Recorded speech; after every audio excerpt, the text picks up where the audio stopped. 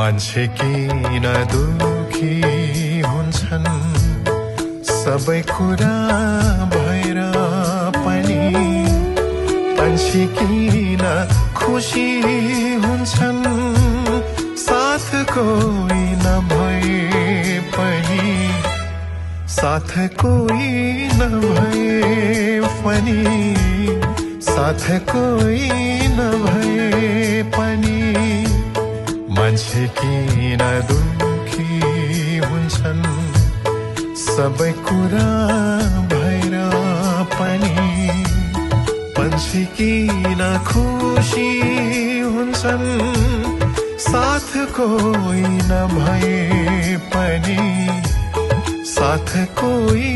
नभए पनि साथ कोही